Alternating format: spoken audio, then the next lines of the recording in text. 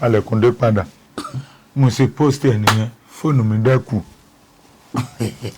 àṣẹ torí wípé everybody ṣe wọ́n lé yẹn ó ti sú wọn ó dàbí òkìlì ló kọ́kọ́ gbé àti Sótáyọ̀ Kàǹgà gbé bó ṣe di pé kinní yẹn wọ́n repost kiri bí Túndé Ednut sì gbé nìyẹn King Túndé Ednut ó kàn kọ sí ni pé mi ì lè gbàgbé ẹ mọ bọ́lá yẹn ṣe ti pẹ́ tó caption yẹn mi ì lè gbàgbé ó ní this guy is totally tired of staying home who feel the same thing. Wow, video yẹn ó wà relatable mọ́ situation everybody reality everybody. I don tire I don Chioma Davido post here. Wow, I don tire I don do this I don do that everybody ṣe bẹ̀rẹ̀ sí ní repost yẹn nìyẹn ó wà di national anthem COVID-19. ó ti yẹn báyẹn bí fídíò yẹn bó ṣe lọ fáírà nìyẹn. Wow, èmi náà wá lọ ọpọlọ mi pé fídíò ti lọ fáírà o. gbọ́ lè mọ̀ pé fídíò yẹn ti lọ fáírà ṣé ọjọ́ kejì torí ìrọ̀lẹ́ ni ìgbà tí mo lọ ibi tán ti lọ bá mi cháàjì fóònù àárọ̀ ọjọ́ kejì mo máa lọ gbà fóònù àárọ̀ ọjọ́ kejì tí máa lọ gbà fóònù èmi ti 1,500 ni mo wà ní Instagram mo ti wọ 10,000 followers láàrin ìjọ tẹ post àtọ́jọ́ kejì. yes lémi tẹ́nìkan kò mọ̀ everywhere ti post ẹ̀ ó tún wá Túndé Ednut tó wá táàgì mi. Oh wow, ìgbà yẹn celebrity ò ti pọ̀ báyìí so gbogbo nǹkan yẹn sì níyì dáadáa ń gbà yẹn ó ti yẹn báyẹn wọ́n ti bò mí gan èmi nílé bí mo ṣe bẹ̀rẹ̀ sí ní soríṣiríṣi wèrè nìyẹn. èwo lẹ ṣe lẹ́yìn ìgbà yẹn ní second one tọ́nà bá sọ pé náà fẹ́ là fún yẹn ó máa là èmi dẹ̀ lélẹ̀ ẹ̀ní ń parọ́ ngbà yẹn máa smoke mo kàn mú gbóyó ni bí mo ṣe mú gbóyó bí kinní yẹn kàn ṣe ń wá nìyẹn ó wá ń wá sí mi lọ́kàn pé bí àbí kí n para mi ni kí n dẹ̀ sá lọ tó bá ti mú igbó yẹn máa sọ nọ́sẹ̀nsì fún ẹ mo ní wọ́n á wò pé àbí kẹ́ para yín kí n para mi kẹ́ tún wá sá lọ. Who does that? wọ́n á wò pé ṣé mo sí èrè ni so tí bá dẹ̀ ti ń smoke báyẹn ó máa ń fẹ́ yín ó máa ń máa ń oríṣiríṣi kan wá máa pera mi padà pé làǹdẹ̀ ó ti fẹ́ ya wèrè o. ọ̀rọ̀ máa bára yín sọ̀rọ̀. wọ́n á bára mi sọ̀rọ̀ ẹ̀yìn mọ̀ bó ṣe máa ń ṣe lómi tí n bá ti gba ọjà mi báyìí wá ṣẹ̀ṣẹ̀ pé ó ti fẹ́ ya wèrè báyìí màá kàn tún ṣe báyìí màá tún pick up báyìí. so máa wò pé kí ni yẹn wá ń wá sí mi lórí ó ń wá mo kàn gbé fóònù nífẹ̀ẹ́ nìkan pé wá mo ṣe pẹ́ nìkan nìyẹn. hello DPO wo bàbá kan ní ó para ẹ̀ ládùúgbò wa o ó wá ń sá lọ ìyẹn ní come again mo ní àní bàbá kan ló para ẹ̀ ó wá sá lọ bàbá ẹni tó pa ó sá lọ bàbá tó pa ẹni tó pa ló pa ẹni tó pa ló pa ló ní kó sá lọ. ìyẹn sọ kó dáhùn pò ti ya wèrè kó lórí fún mi. ọjà ti jẹ yín o. èmi náà kàn wọ pé ẹ má bínú wàhálà mo kàn ń fa gbóyè ni kò bá mi lára mi torí èmi náà má pè gbó ló gbé stressor yẹn wá. mo ṣe sọ báyìí mo tún ṣe jù nìyẹn. everywhere to burst. gbà Túndé tún gbé. everywhere tún gbé. wọ́n á rò pé àbínú gbóni ògbó mi wà ní. as a professional ọlọ́dẹ tó máa ń gbìn. ó ti yé ó lè máa sọ lọ́dẹ ẹ má bínú pé mo ní mò ń mú gbó that's how àwọn ìrìn tí mo rìn nìyẹn. bí story yẹn ṣe lọ nìyẹn. ìwọ tó bá ń sọ lọ́dẹ bó o fa sìgá wà fa gbó torí òtútù máa ń mú ẹ lóru wá ìtẹ́bídẹ́ fi máa ń fà á bóyá ẹ bóyá òótọ́ ẹ ní òórùn igbó ó máa ń lé àlùjànnú jí dànù. okay. so ẹ má miss cut do you get that's how I become smoker.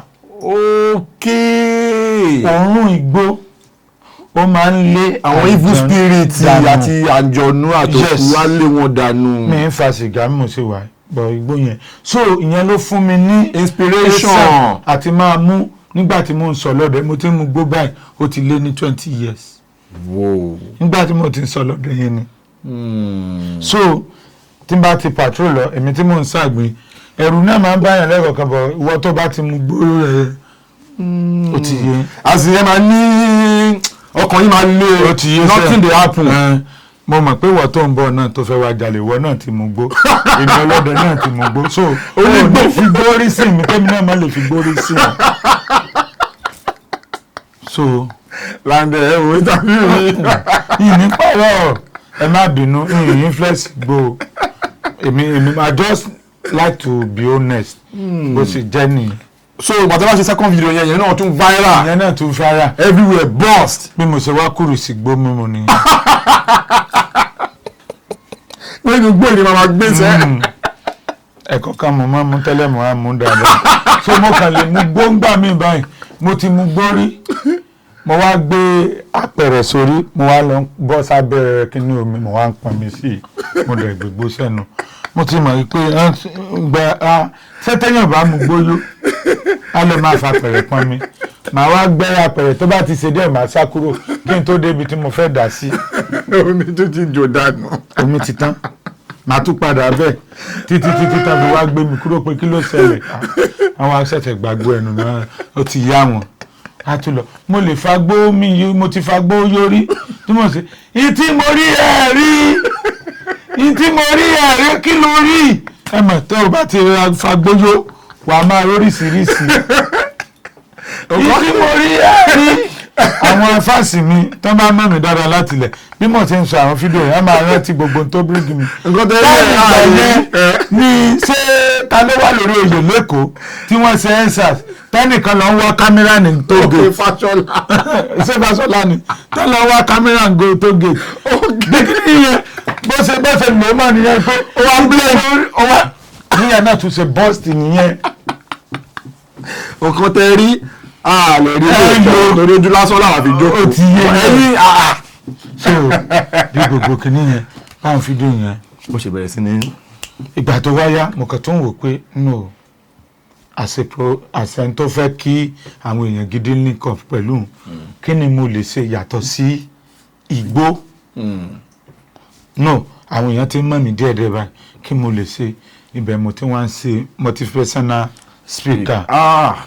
First motivational speaker tí mo ṣe igbó náà mo mu ó gbé wá fún mi. kí lẹ sọ nínú fídíò yẹn. mo wá ní pé no matter how bad you are not useless.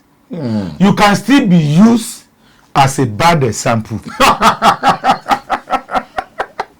I understand. ó ti yẹ mi bí ti yín náà yẹn. No matter how bad you are not useless because you can still be used as a bad example.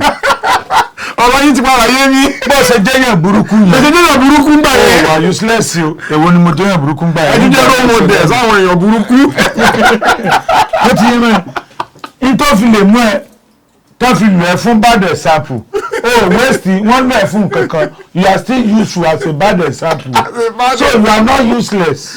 ìgbò dáa fún ẹ tó bá bá lára mi. fún àwọn igbó la bí fún àwọn igbó la bí ó ti yé mi. ẹ máa fi gbó fọ yín ó ti yé mi so kíní yẹn tẹ́ bá listing ó takò làkàyè bọ̀ ó concentrate. ó deep torí ẹni tí kò bá rí lè mú gbó kò lè ronú dé point yẹn ó ṣẹ̀ṣẹ̀ yé mi sí nítorí táìmù yẹn gbogbo àwọn fídíò sí tó ń fara nínú mọ̀ pé ibo ni bọ̀bọ̀ yìí ti máa ń rí àwọn inspiration yẹn àṣegbó ni ó ti yé wa. kúrẹ́ náà ti gbé pé òótọ́ ni o ká ní pé wá useless wọn ò ní lò fún nǹkan kan wọn ò ní lò as bad example but tó ti lò fún bad example ó sì ní space tá lò fún. bẹ́ẹ̀ni ó sì wúlò fún kankan. so ti yẹ thank you ni mo fi máa ń thank you you see ó tó time kan tí máa ń sọ. You see, see, if you don't like me, no problem. Sáà má pa mí. So ti yẹ, thank you. Ibẹ̀ náà mo tún ti ṣe. Ìgbà yẹn mo ti ń wò pé ẹ mọ̀ pé ẹnkálukú náà lọ lọ́ta nǹkan kan náà ló tún ṣẹlẹ̀. sí mi lára ara wa kan nídọ̀sí ìbọn mi fẹ́ mi dárúkọ mo kàn dọ̀bálẹ̀ ni ó sáàrí pé mo ti forí adé mo ti fi dọ̀bálẹ̀ fún ọ abeg don't kill me pity my mommy tani kó sí fídíò yẹn èyí náà tún go viral jọ wow gbọ́ ẹni ẹ̀ṣẹ̀ tí n bá fi lè ṣẹ̀ torí pé àròká ó jogun lọ yóò dáríjì mi mo ti forí adé ó dídí orí adé mo ti fi dọ̀bálẹ̀ fún torí orí adé ni adé ìlú tìbó àwọn Ìgbò interview ní ní parí interview ayé o ní ní bá ń parí interview ayé o ẹ máa parí interview ayé ṣe ń sọ ìtọ́rọ̀ fáwọn èèyàn líle ṣé ṣe pé máa fọ̀rọ̀ ibú mi tẹ́bà ẹ bá fi ṣe fàájà ní TikTok yóò di wà náà. ẹ ara TikTok. mo wà lé èmi ní ẹni àkọ́kọ́ tó ṣe àbáṣẹ́dọ̀ fún TikTok sẹ́mọ̀. ẹ ṣàlàyé ẹ̀ fún wa dáadáa. ẹ náà sẹ́mọ̀ pé gbogbo ìgbà yẹn àwọn sọ́ọ̀tì yẹ ẹ̀ta kò tó mọ́ máa ń ṣe yẹn #1 fídíò tó máa lọ ní TikTok nìyẹn àwọn òyìnbó ń ṣe àwọn Ghana celebrity oríṣiríṣi celebrity ló ń ṣe wọ́n recreate wọ́n rí mímí kí wọ́n rí ọkàn bá ṣe máa ń fàbí sáwọn fídíò yẹn ń sìn ó ti yé mi tèmi náà ṣe ń gbà yẹn bá ṣe ń ṣe yẹn àwọn TikTok gẹ́gẹ́ náà pè mí China náà wà. wow so wọ́n ní manager káàkiri wọ́n ní Nàìjíríà manager àwọn Nàìjíríà ó wá dì mí sínú gúrùpù àṣẹ Zoom call wọ́n wá fi mí ṣe àbáṣẹ́dọ̀ kò sí tẹ́ bá wọ TikTok ń gbà yẹn kò tí èmi ò mọ̀ pé owó máa wà bẹ́ẹ̀ andẹ́ sọ fún wa ń gbà yẹn pé very soon pé ó máa dowó Nàìjíríà pé àwọn kọ́ńtírì kọ̀ọ̀kan ó ti dowó pé wọ́n ń ṣe láìfù bọ̀ ìgbà yẹn à ń ṣe láìfù Nàìjíríà kí n post ní àwọn 10,000 wọ́n máa ń ṣe fídíò sọ́ndà fídíò mi. tó máa ń lo fídíò wọ́n máa ń lo ọ́díò yín. wọ́n yọ tẹ́ máa ṣe so kò sí tẹ́ bá wọ TikTok báyìí ẹ̀rí mi Ijoba Lande wọ́n máa gbé sókè báyìí létà kò tó di pé Queen Mother àti Ìyàbọ̀ wọ́n ṣẹ̀ṣẹ̀ wá ní ẹnájì TikTok yẹn tó jẹ́ pé wọ́n á di Queen of TikTok yẹn torí àǹtí yẹn náà try TikTok yẹn so bí o ṣe jẹ́ nìyẹn èmi ó yẹ kí n pawó gidi ní TikTok yẹn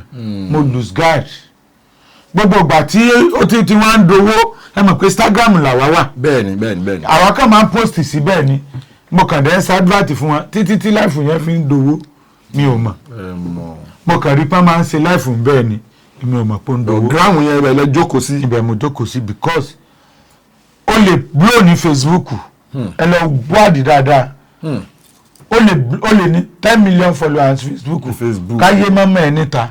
bẹ́ẹ̀ni ó lè blow even till now ó lè ní 10 million followers ní TikTok káyé mọ́mọ́ ẹ̀ níta you gats to blow on Instagram. bẹ́ẹ̀ni Instagram ó dìgbà tó bá blow Instagram gangan ní mainstream ló máa ń tábà ẹ wo pẹ́lá ẹ wo Salo Instagram ló blow Salo náà wọ́n ṣe ẹ máa bá kọ́múrí jáde ẹ máa ṣe ní ọba náà bá óbè bẹ́là ti blow ní TikTok bá a mọ́ ìgbà tó wá sí Instagram la ṣẹ̀ṣẹ̀ mọ́ so bí orúkọ yẹn ṣe dé nìyẹn 2020. kí ni influence Túndé Ednut ní career yín ní life yín báwo lẹ ṣe lè describe ẹ. torí is a kingmaker ó ti help a lot of people. Túndé Ednut help mi gan èsì tí mo fi ní lè sọ wípé torí pé àwọn nǹkan tó ṣe fún mi tí n bá fẹ́ sanwó ẹ̀ 20 million lè ṣe pẹ̀lú bí Túndé Ednut ti ṣe post mi tó yẹn kò gba 5 naira lọ́wọ́ mi rí ìsan 1 naira promotion rí láyé mi instead kí n sanwó fún Túndé Ednut ló tún fún mi lówó. ó fún yín lówó. pé màá kọ́kọ́ lọ Radisson Blu hòtẹ́ẹ̀lì yẹn. Túndé Ednut ló gbé ló sanwó ẹ̀ tí mo fi lọ. ẹ kàn ó ní kẹ́ lọ. àjọṣe live video. ok. ó wá ní pé afa ẹ mọ̀ pé Túndé Ednut wá jòfin àgàn tó bá láìkè èèyàn. má ṣe ń bá mi ṣeré live nìyẹn. where you wish to go in this weekend mo ní I wish to go so ibo mo pè sí. Radisson Blu hotel. ǹtẹ̀ ìrántí bí Radisson Blu. hotel kan ṣá ṣé kò ṣe oriental. oriental ni ẹ̀rọ ti oriental lẹ pè ní ládé sí oriental ni ṣé kò pé àti. mo ti fa nǹkan tí o fi fa káwọn èèyàn máa mọ ibi téèyàn. àwọn èèyàn burú tó bá ti sọ àṣírí fún wọn báyìí. sẹ́yìn ò lè gbàgbé nǹkan ni ṣé mi mo bàbá mi ló lọ oriental ni àbáwọn náà ni round sí ibò. oriental lè ṣàn sọ. ibẹ̀ ni mo lọ. oriental ní island. náà ó ní kẹ́ ẹ lọ́bẹ̀. ajé òun ló sanwó fún àjíǹta ṣe. ẹ̀dẹ̀ lọ́bẹ̀. bí 200k lánàá gbà yẹn ẹ wo bó ṣe níyì tó. wow. tó ń promote mi tó yẹ kí n fún lówó he just love me naturally. bàtà débẹ̀ kí ni experience yẹn ní oriental because oriental na àti kọ́kọ́ débẹ̀ táìmù yẹn ni o tí kò tí ì kẹnu báyìí. tẹ bá mọ tèmi lọ ọ̀dà orí mi ló yọ mí èmi ò mọ̀ pé kí lẹ́ lọ́wọ́ bẹ́ẹ̀. orí omi ni oriental yẹn wà. ẹ̀yin bẹ̀ báyìí omi ni èmi lọ ọ̀dà àwa bíi mẹ́fà lálọ́. ẹ̀yin tún kó àwọn tí ẹrúkú wọlé. àbá ọ̀dọ̀ oúnjẹ pléètì kọ̀ọ̀kan nígbà tán gbé sọ pé bílì oúnjẹ àwọn obìnrin mẹ́ta ní wọn mo ní kan jẹ àwọn olè jẹ. pàtẹ gbọ́ iye tí. ṣé tààtì kínní kankan náà ń ta pléètì ń gbà yẹn ni. àjẹngbọ́sẹ̀ mo lé mi ọtí wọn lè mọtí o wọ́tú wọ́tà lámú o. ìwọ́n lọ dá gbèsè. àjẹngbọ́sẹ̀. ẹ bá padà di cleaner. èmi dẹ́ máa ń gbọ́ oriental yẹn ni normal hotel mo pè ìgbàlódé rẹ̀ lèmi ò mọ̀ pé ó sì fúnru wa ń gbà yẹn. ṣé bàtà inú rúùmù ẹ sún inú rúùmù. ìsun kẹ́kọ̀ọ́ lọ ṣe fàájì. àṣefàájì àásùn bẹ ibo là ń sùn. èmi Túndé náà ti béèrè pé èlò ló máa tó wa 100,000 gan mo pè fún ọ àwọn náà ṣe 200. ìṣọ́ọ̀ṣì 100,000 for renta bóyá àwọn dẹ́rù pé mo ní àwọn yes now ẹ ṣáà ṣe 200 èmi tó kó èèyàn mẹ́fà. alakalẹ́yà is a disease kò dáa. ẹ jẹ́ ká proceed now táìmù kan máa ń láwọn fídíò sí yín pẹ̀lú portable ẹ máa ń po làkàdí tẹ bá búra ẹ lè ní ẹ bá parí ìjà lọ́la tó bá tún dọ̀tún la ẹ tún ti bẹ̀rẹ̀ kí ni nǹkan tó ń fàjà. portable ọmọ wèrè ni àti sẹ́ẹ̀rí ntọ́kàn dùn mí ni pé gbogbo wa a kì í understand portable ìgbà tó máa wá sí industry ó introduce ààrẹ. ok bí ti báwo. èmi ni wèrè olórin èmi ni ìdààmú àdúgbò yín ṣé kò wá dààmú ó kó ó dààmú àdúgbò wa ó dààmú àdúgbò yín ó dààmú àdúgbò everybody ó tún dààmú industry so it's a normal naturally wèrè. tẹ́ẹ̀dẹ̀ rí portable person wo yẹn o tẹ́ bá rí ní real life ó wà nice o tọ́rọ ti wà pẹ̀lú mi rí. èmi náà ti gbọ́ gist tẹ̀sán. ìní parọ́ fún yín o bó ṣe wá máa ń ṣe wèrè lọ́nà yẹn ni ò yé mi. wọ́n ní ó nice gbogbo àwọn onígbà nígbà tí kẹ́mítì ń ya iṣẹ́ sẹ́mi pé mi àti kẹ́mítì sẹ́mi pé 5 and 6 ni wá tẹ́lẹ̀. yeah. èmi àti kẹ́mítì àjọ ń gbé sórí bẹ́ẹ̀dì kan ni o. bí tẹ close dé. yes ẹ mọ̀ ó láwọn kankan tó ṣẹlẹ̀ mi lè sọ pé bóyá ẹ mọ̀ normal ogún ọmọdé ò lè ṣeré fún ọdún bọ̀ kẹ́mítì for me o is has a good heart.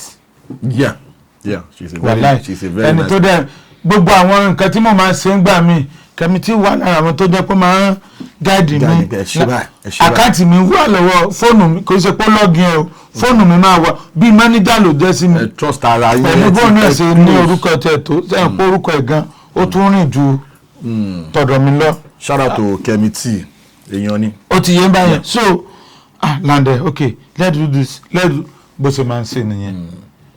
A sì sọ̀rọ̀ ní àárọ̀ ìgan bí mo ṣe a sì sọ̀rọ̀ láàárọ̀ mo sọ fún pé I don't know why everything just be like that o you have a good life o but olọ́gba mo sọ fún bẹ́ẹ̀ ẹni tá a jọ máa ń sùn tó jẹ́ pé àwọn ọmọ ṣẹ́ kẹ́mítì ní àwọn dọ́tà gan tẹ́lẹ̀ gidi ni o bọ ọ̀pọ̀lọpọ̀ àlejò wa títí kẹ́mítì èmi Ìjẹ̀ṣà àmẹ́ta yẹn àjọ wà ní. shout out to Ìjẹ̀ṣà.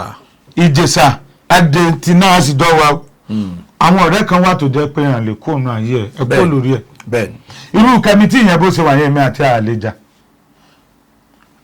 a lè má ríra fóṣù mẹ́fà o commitment oríṣiríṣi a tún máa pàdé plan because àtijọ́ ṣe many things mo náà jọ ń sun orí bẹ́ẹ̀dì kan náà ọlọ́ọ̀bá tẹ̀rí mi àbára sùn rí o ẹ close gan.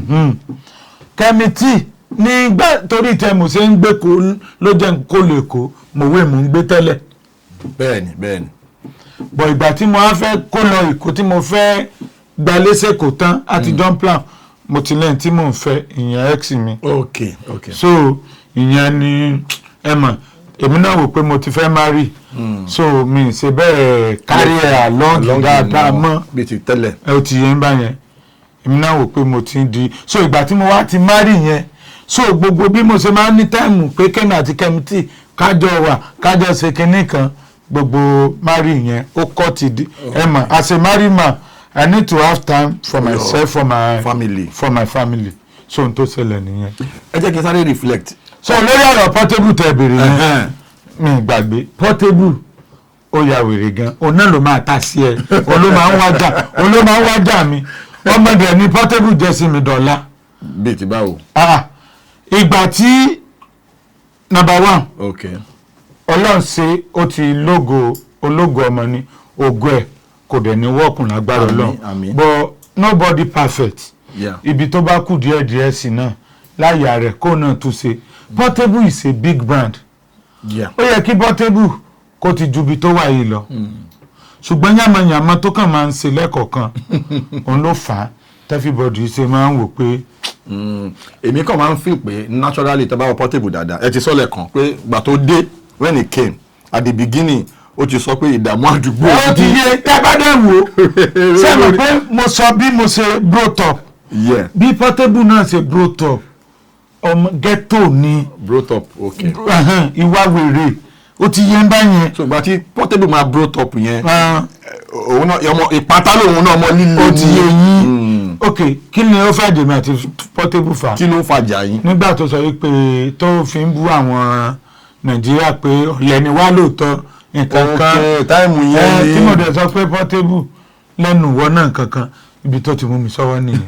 ẹ máa ń pò gan o. ìgbà tó dẹ̀ tún lu pásítọ̀ ó jẹ́ ní torí pọ́tọ́ ọmọ kan tí mo like Portable ó jẹ́ nìkan tí mo like n lè sọ pé ọmọ I'm sorry to use ọmọ Portable is a let me say friend my person na my person I'm sorry if I use any wrong word for your personality I'm sorry. òyìnbó yẹn ń wọ UK nìkan ibi tí mo lọ gangan wọ́n ti lọ sí UK tó ti dé báyìí àwọn òyìnbó yẹn so Portable jẹ́ nìkan tí mo like na my person so tó bá ṣe nǹkan mo máa ń try láti sọ jẹ́ kó kàn mọ̀ pé this thing no supposed to go like that ó máa fi attack ẹ nígbà tó mú pastor ń gbà yẹn tó gbà létí there is nothing that man can do to you that ká gbàgbé pastor ó ju ẹ lọ ẹ̀gbọ́n bẹ́ẹ̀ ṣe wáyé mọ́tẹ́ fẹ́ ṣe fún mi tí màá wá kọ́kọ́ sí ọwọ́ sókè gbà yín létí. ẹ tẹ lè gbé mi létí tó rọ ọmọ Mushin lèmi ọmọ tó bá dánrú ẹ wò ó máa lápá. ẹ ti ń fún un. èmi náà mo kàn ń tà láti sọ ọ̀pọ̀ èmi náà mo fi ṣe example yẹn wọ́n náà wọn ní. mo ti gbọ́ so ẹ̀yin náà wò mo lọ UK mo ya fọ́tò lásán kí ni Portable ńgbà torí sí kí ló sọ ó ní mo torí mo lọ Zara ó ní you wey you suppose to dey do Sahara you dey go Sahara. ó fi yín ráìmù. sẹ́rí pé ìrẹ́ ti dàrú. Portable fi yín ráìmù ni. mo like ẹ̀ dọ̀la bó sì ń bá but Portable kò lè rí mi one on one ní real life kó bá mi jà. Number one ẹ mọ̀ mí now can you see me in real life and say you want to fight me. ṣé àwọn guys àwọn nígà mi náà sọ fẹ́ dáwọ́lẹ̀ fún ẹ èmi you understand ìwọ náà ò dẹ̀ ní àwọn eruku tó ń kórìn bó tẹ̀ jẹ́ pé àwọn ọmọ Ọlọ́run ní tàwa ṣùgbọ́n ìrírí sí ìsọnilọ́jọ́ you can't see me. ọ̀rọ̀ Portable tí mo wá sọ̀rọ̀ ni pé ní ti Portable nìyẹn o nǹkan tó ń fi ń jáwó nìyẹn ó mọ nǹkan tó ń ṣe o bó ṣe fi ń jáwó yẹn. bọ̀ kò ní pé kò ṣe èèyàn tó dá o èèyàn tó dá torí ẹ máa gbọ́ àwọn stories oríṣiríṣi àwọn nǹkan tó ti ṣe fáwọn èèyàn àwọn ní gazette tó ń jọ máa ń wà tó ti help ó máa ń ṣe dáadáa. so bọ̀ wèrè yẹn ìpáǹlẹ̀ yẹn gangan ni ní ìtì ẹ̀ sórí ibẹ̀ ló ti ń. ó dẹ̀ lè wo pé òun fi ń promote ara but it's not helping him. maybe it's working for him. ọ̀wẹ́ èmi lè máa wò pé má bínú tó bá tún jẹ́ pé language yẹn náà tó ń rọ́ǹgì èmi lè máa wò pé kò help ẹ̀ òun ló mọ bí benefit tó ń benefit bẹ́ẹ̀ but if he say he's helping him he should continue. èmi sáà rí i pé in real life tẹ́mi fi wà pẹ̀lú ẹ̀rí okay na good guy. Shout out to Portable. But online wọ̀nà ni ó dẹ̀ máa ń bá mi jà but àwọn èèyàn dẹ́rò bí content ni kì í ṣe content o ó máa ń bá mi fà gidi ni.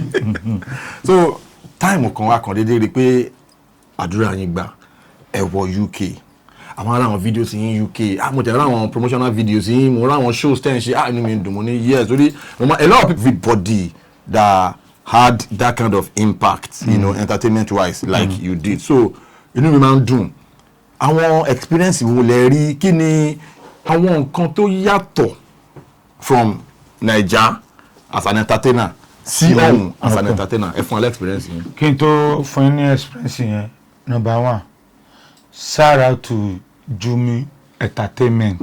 Shout out to Jumi Entertainment once again. sẹ́rí lágbára Ọlọ́run iléeṣẹ́ woman yẹn ò ní jóná. àmín. because tí a bá pàjá a máa perí kòkó tá a fi ṣe. bẹ́ẹ̀ni. torí páwọn náà jẹ́ kó possible. àmọ́ mi rí from nowhere. wow. kéèyàn tó gbéyàn. pé I have a lot of people that promise me in America, ní Germany, ní UK, turn up. So me fọkàn sí. So woman yìí dey just come manager àwọn náà kàn wá fún mi. Wọ́n kàn message mi náà ní live video mi pé DM me. I wish to carry you go UK. Wow. Adis lórúkọ ẹnìyẹn. Shout out to Adis. Big shout out to Adis. Adis Baba. God bless you. So and then pé àwọn máa ṣe UK fún mi. And then kí n bá alájà sọ̀rọ̀. Ìyẹn Jumi Entertainment yẹn. Okay. Àwọn náà gbé mi lọ sí UK. Just like that. Àjẹgbọ́. Ìmọ̀ iye tá ń ṣe físàfì. Ìmọ̀ kankan gbogbo wẹ̀. Àwọn nànà. Lẹ́yìn pé làǹdẹ̀ wàá ra tíkẹ́ẹ̀tì ìjọba yìí o níjọ́ tí mo tún fẹ́ lọ owó tíkẹ́ẹ̀tì tí mo tún máa rà lọ kò tún pé gan àwọn náà tún rà náà tún fi yòókù kún. ẹ ṣeun gan thank you so much Jumi Entertainment for your support. At the moment ẹ má bínú mo tún fẹ́ dúpẹ́ lọ́wọ́ ẹnìkan náà sí torí pé sẹ́rí ẹ mọ̀ pé mo ní mo fẹ́ ṣe sóòní on the 13 oṣù yìí. Yeah, on the 13. so tí mo fẹ́ ṣe yìí ní tí mi ṣe ta table mo máa ń ta table 500 300 1 million but me ta table me ta ticket mo fẹ́ fi thank God for my life. Okay ẹ fẹ́ fi show appreciation. ọdún tó lọ sọ́dún yìí Ọlọ́run ṣe lọ́tì fún mi. Wow. ọdún tó lọ yẹn àìfẹ́ padà sórí gbogbo tó ti ṣẹlẹ̀ tẹ́yìn náà mọ̀ nípa ẹ̀sìn kankan. di January ọdún tó lọ yẹn kò sí mọ́tò kankan lọ́rùn. mọ́tò yín tẹ̀ ń lò mo mọ̀ yín pẹ̀lú Lexus. làwọn Lexus 350 gbogbo ẹ̀ mo ti ta. so nígbà tí gbogbo ẹgbẹ́rẹ́gbẹ́ tí gbogbo ẹ̀ wá lọ mo wá ṣe fíìmù kan àṣírí ìgbéyàwó. okay. àṣírí ìgbéyàwó yẹn mo wá ṣe lọ́nsìn. okay. mo wá invite chairman wa kan wọ́n máa ń pè ní CEO Road Hotel and Apartment. CEO Road Hotel and Apartment. àwọn wá wá níjọ́ sóòmì yẹn. CEO Road Hotel Apartment ọmọ yín máa ráàánú pàdé. àmín. ẹ ní sunkún lórí ọmọ. àmín. níjọ́ yìí máa yí àti Zamagold.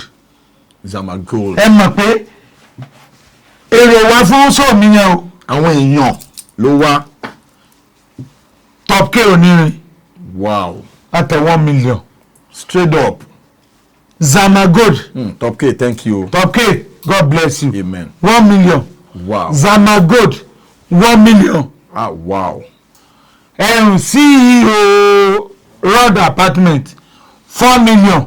Wow. Lẹ́yìn tó kọ́ kan ni o. Wow. Mo rè bó tán ni. Ẹ rí àláti yẹn ó ń jábọ́ kò ń ṣe àwọn.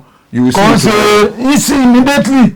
Wọ́n wá ní mo gbọ́ nínú interview yín kan CEO yẹn ìmọ̀ bó ní olówó ṣe máa àwọn olówó sáré tí ò bá lówó ló máa ń nígbéraga Ọlọ́run gbogbo olówó tẹ̀mí máa mọ̀ sáré gbogbo olówó tí mo mọ̀ láyé pátápátá wà láà máa ń wá òbu sáré àgbà tí ò bá ti lómi inú ló máa ń pariwo gẹ̀rẹ́gẹ̀ I will do this I will do that irọ́ ni kò ní nǹkan kan ni ẹni bá ní nǹkan kan action speak louder than voice. Àwọn òyìnbó yín yẹn ó ń kí UK. I just come back from UK. Ìní tẹ̀sí fún wa ní ìní látàárọ̀. ẹ jẹ́ kí nìyẹn máa jáde torí UK à ń sọ̀rọ̀ pa èyí. Yes, you know easy. So CEO Rod apartment, this man was so gentle. And mo gbọ́ pé nínú interview yín kan olówó tó fún mi 4 million tó tún lo ẹ fún mi. Tálákà. Di tí mo ṣe sọ ẹ náà máa ń lò fún mi o. Kò dáa kéèyàn wá láti Ájú mi tálákà. lọ. Tó bá wo, if you don't come from a rich family, abeg, make sure a rich family come from you. Thank you. Tó ti yẹ. Thank you. Mo mọ nǹkan tí mò ń sọ. Ó ti yẹ báyìí. Dusman, I hear that mo dẹ̀ gbọ́ pé bẹ́ẹ̀ ti náà ní mọ́tò lọ́wọ́. Okay, a máa fi ní mọ́tò kan ní alẹ́ yìí. Lẹ́yìn 4 million. Àjẹngbọ́. Wow. Mo kọ́kọ́ yí ara tí mò ń yí mọ́lẹ̀ fake nítorí mo rò pé ẹnu náà fi ń já wáyà. Àfi tá a bá ti kú òǹbí báyìí kẹwàá tó bá wí kẹwàá lọ gbé lọ́la àbọ̀túnla ìgbà tó bá wí kẹwàá gbé sẹ́rí bá ṣe parí tọ́ǹtì náà fẹ́ máa lọ mo ní ká close gbogbo nǹkan sí ni. Ẹ fẹ́ máa tẹ̀lé wọn lọ ni. Wàhálà gbé mi nínú mọ́tò lọ alẹ́jọ́ yẹn náà gbé mọ́tò fún mi o. Orú yẹn ni ẹ tẹ̀lé wọn. Bẹ́ẹ̀ mo sọ fún ẹ ṣe dúró kó di bí ọ̀túnla. ẹ má jẹ́ ń dúró kí nǹkan mímọ kọ́ra máa lọ àwọn ayé ti fetí gbọ́ kọ́ máa lọ change ayé ni. Lande tálákà background yóò dáa o. Kò dáa. Òun náà ṣe promise yín ní mọ́tò tẹ́tún tẹ̀lé bàbá láyé lọ lóru. Wọ́n dẹ̀ mo wà ní mọ́tò wọn wọ́n dẹ̀ gbé mi lọlé wọ́n dẹ̀ lọ gbé mọ́tò yẹn fún mi torí wọ́n ní apartment ìyá sí Banana Island. Wow. Wọ́n ti bá mi pákẹ̀ síbẹ̀ wọ́n ti ṣe é ti wá òkè mo gbé mi Corolla Toyota. Wow. Mọ́tò tí kò ní máa jẹ ná mi lówó kò ní ná mi ní problem lọ́fẹ̀ẹ́. bá ṣe gbé fún mi nìyẹn alẹ́ ẹjọ́ yẹn mo gbé délé o. Ìjọba àgbẹ̀ ẹ̀jẹ̀ kílẹ̀ tún bọ̀. Ó ti yẹ yẹn. Káwọn tẹ́jì máa ń di wọ́n. CEO Rod apartment, shout out to you. Sama Gold, shout out to you. Top Take, shout out to you. Jumi Entertainment, God bless shout out to you. you. God bless you. So, Wow. láyé at that moment orin yẹn Ọlọ́run kan ṣàyẹ̀dẹ̀ tí wá Wow. ó ní ẹ̀gbọ́n yẹn mi ìmọ̀ wọn rí ẹ̀gbọ́n yẹn náà kan pè mí ni àbára àbúrò wọn lábẹ́ ṣe 2 million sí mi orin yẹn kẹsàrẹ́ wọlé síra ni. Wow. Tẹ́ ẹ̀ tí ẹ expect rárá. Sẹ́mi kò tó kí n dúpẹ́ ọmọ ṣe ní pé sóò mi ọdún yìí mi ní ta table mi ní ta ticket everybody wọlé free. Ẹ máa fi show appreciation. Yes. Mo fẹ́ sọ nǹkan kan ní point yìí. Yes, sir. Yàtọ̀ sí pé bí a ṣe interview à ń sọ̀rọ̀. Okay sir. Mo mọ̀ yín dáadáa. Yes sir. A lot of people tí Ọlọ́run bá ti gbé wọn lọ́wọ́ sókè àwọn tí wọ́n tọ́jọ́ wà láti ilẹ̀ wọ́n máa ń ṣẹ́ǹkì wọn. Yes. Ẹ̀yin ò kì í ṣe bẹ́ẹ̀. Abúlé tí bọ̀. Mo mọ̀. Okay. Reason ni pé gbogbo àwọn guys yìí tẹjọ wà àwọn Bánúsọ àǹkó àwọn àjọgbádọ́là all these guys tẹjọ wà nígbà yẹn gbàtọ́ lọ́n gbé yín lọ́wọ́ sókè even before kí gbogbo saga x yín kó tó ṣẹlẹ̀ ẹ máa carry everybody along no be everybody dey do that thing. Màá sọ reason fún yín sí torí wípé. òun ni Ọlọ́run fi ń bless yín ibi tí mo fẹ́ conclude ọ̀rọ̀ rẹ̀ sí nìyẹn. Àwọn náà wọ́n dẹ̀ tún mọ̀ sẹ́rí gbogbo sóò tí mò ń sọ yìí mi ti dé mòwe látìgbà tí mo ti ṣe dé láti UK o a dẹ̀ fẹ́ ṣe sóò ní mòwe ní on the 13 láìsí mi ń bẹ̀ àwọn people tẹ̀ ń sọ yìí wọ́n máa ṣe ju kí n tẹ bá wà bẹ́ẹ̀ gan lọ mo mọ̀. àjò ó máa gbé sórí ni torí tèmi wọ́n ti la ìgò mọ́ ojú àjò rí bíbá. àjọgbádọ́là kí ló ṣẹlẹ̀. a lọ só yẹn ń gbà yẹn ní mi tẹ̀ fẹ́ sọ̀rọ̀ ń pa ìyẹn torí ó ti lọ ẹ ti understand so mo kàn fẹ́ jẹ́ kẹ́ ẹ mọ̀ bó ṣe máa ń stand by me sí. wọ́n wá committed. torí páwọn náà mọ̀ pé mi fa wọn ṣeré ẹ̀ ń ṣèyàn bẹ́ẹ̀. lágbára Ọlọ́run gbogbo wọn tẹ̀lé ń wò yẹn àti Bánúsọ àtàjò àti everybody wọn nídìí iṣẹ́ ọ̀gá náà jẹ́ fún mi. bẹ́ẹ̀ ni mo mọ̀. torí pé mo bá wọn lẹ́nu ẹ̀ ni. bẹ́ẹ̀ ni. tí Ọlọ́run bá wá gbógo fọ́lẹ̀ mi kò ń ṣe pé wọn ò máa àti àwọn náà kọ́ mi ìgbà tí mo dọ̀dọ̀ wọn èmi ò máa ṣe rárá àwọn wà lára àwọn tó sọ pé ok kámẹ́rà bó ṣe máa fèsì lélẹ̀ so irú àwọn yẹn màá wá ní mo fẹ́ downgrade wọn. ẹlòmíràn ló pín ẹlòmíràn downgrade. wàláì bọ̀ bẹ́ẹ̀ ṣe yẹn ló ti dáa just keep up the good work Yes. mo mọ̀ yín dáadáa bẹ́ẹ̀ ṣe yẹn náà ló dáa inú mi dẹ̀ máa ń dùn because ọ̀pọ̀lọpọ̀ yẹn láti rí jẹ́ pé tó máa ti gbéra báyìí o tí ẹ lè pe nọ́mbà ẹ tó bá ti pe nọ́mbà ti gbé ìwọ ni ọba blọọkì ni. ẹjọ bí mo ṣe ní ọ̀gá ni ó jẹ́ sí mi báyìí torí àwọn míì tí mo fẹ́ sọ nìyẹn o bóyá gbéra ju ẹnìkan lọ ṣé ọ̀gá náà jẹ́ sí mi ó foríire mi tí òótọ́ tí mo sọ yìí ó foríire mi wálẹ̀. ẹlòmíà máa change story. wọn ká change ẹ tí wọn ni ọ̀dọ̀ alẹ́ làgbà mo ti gba fọ́ọ̀mù. tìbọn lẹ sọ lórí ètò ẹ nà adẹjọ ń wádìí ni dọ́là. alẹ́ làgbà tá à ń sọ tó jẹ́ bí ọ̀gá mi ìyá ṣe mọ́ màmá bọ́nàbọ̀ ń ṣe mọ́níjà fọ́ọ̀mù tó máa bá máa gbé kíní kí ló gbé alẹ́ yìí àjọ wọn àjọ ń sùn tá a bá lọ bòmíì tó jẹ́ pé kíní kò ní sọ pé òun jọ́gà sí mi òun ló máa pákéjì mi òun ló máa dúró bíi security bí nǹkan kan irú àwọn yẹn ni mi wà ní fún ní rìgáàdì àjọgbà dọ́là ọdún tó ti ń ṣe bọ̀ tá a bá lọ bì kan torí ibi tí ọlọ́run kéèyàn wá sí mo mọ bẹ́sẹ̀ máa ń present mi mo mọ bẹ́sẹ̀ máa ń ṣe wọ́n ṣe máa ń ṣàpọ́nlé yín ó ti yé yín ó yé mi wọ́n dẹ́ni kì fún mi kì fún ẹ làkìrí ń ké lódò. bẹ́ẹ̀ni shout out to Banusọ shout out to àjọgbà dọ́là pẹ̀lú àwọn guys yẹn nice one you guys have done well now tí fún mi ní that experience ní UK yes tó tutù yẹn ò mú yín lọ́pọ̀. ìgbà tó ọmọ mi ò kọjú gan mú mi ọlọ́run. ok ẹ fún alẹ́ experience yẹn. sẹ́rí UK is a lovely country. no doubt. that's why tẹ́lómi bá náà ò lè gbé Nàìjíríà ara ẹni tó ṣẹlẹ̀ sí mi ó ti yẹn báyẹn UK is a lovely country. àkọ́kọ́ your life is safe. àwọn ibẹ̀ yẹn environment was so cool òtútù mú mi o ṣùgbọ́n ibẹ̀ yẹn sẹ́rí gbogbo kinní yẹn ó wọnú ara ni bó ṣe lè toast ọmọ Nàìjíríà báyìí tó bá toast ọmọ ní UK wàá sẹ́wọ̀n. anyhow tó lọ bẹ́ẹ̀. init ìní ó ní tó bá jẹ́ UK báyìí tó bá jẹ́ UK tó bá ẹni ọkùnrin tó ń jìyà obìnrin àti obìnrin tó ń jìyà ọkùnrin wọ́n máa kọjá lẹ́gbẹ̀ẹ́ ara wọn báyìí àǹdẹ̀ níjọmọ̀ kájọ obìnrin nídìí ọkùnrin o ọkùnrin náà nídìí obìnrin o ó wà kó bá ṣe fẹ́ sọ fúnra wọn tó bá sọ fún wọn máa gbà ó tẹ́lẹ̀ náà bá sọ fún wọn máa gbà ó bọ́ọ̀kọ́ tó máa sọ fún wọn torí pé kò wá problem you can turn it to harassment. are you serious. àwọn èèyàn wà UK òun lẹ̀ sí máa ń wẹ lòmíì ó lówó ní gbogbo ẹ̀ bọ̀ kò níyàwó ní UK torí wípé ibẹ̀ yẹn òfin ṣiṣẹ́ gan-an.